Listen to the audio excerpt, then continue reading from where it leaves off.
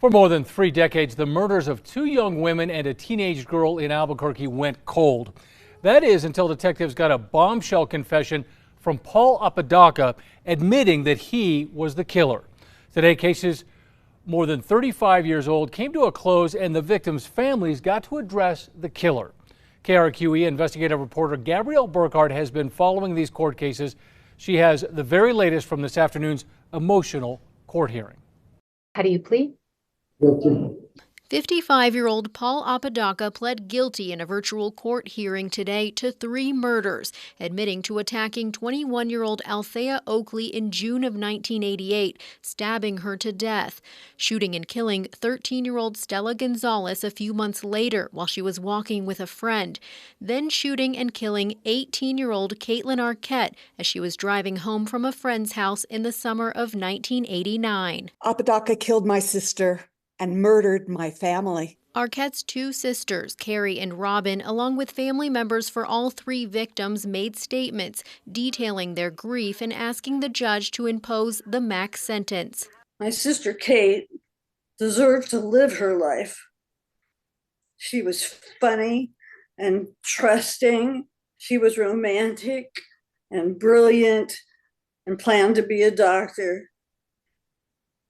She might have done something wonderful for the world if you hadn't stolen her life. The inexplicable murders in the 80s left investigators stumped and the cases cold for 3 decades until Apodaca's shocking confession to Albuquerque police detectives in the summer of 2021. After years and years of contemplating and searching, I understand all the pain that I've caused and I feel it.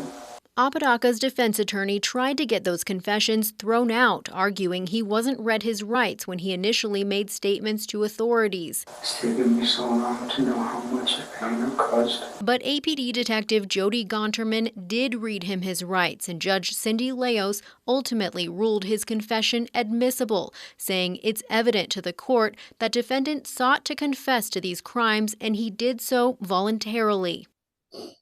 I apologize with all my heart for the pain I've caused. A seemingly remorseful Apodaca today offered an apology to victims' families and talked about gun violence impacting his life at a young age, saying he never should have had access to guns. Now I know the sorrow I've caused by perpetuating that darkness and passing my pain on to others. Bernalillo County District Court Judge Cindy Leos sentenced him to the maximum on 5 counts, 3 second-degree murder charges, 1 count of attempted rape, and 1 count of kidnapping for a total of 45 years.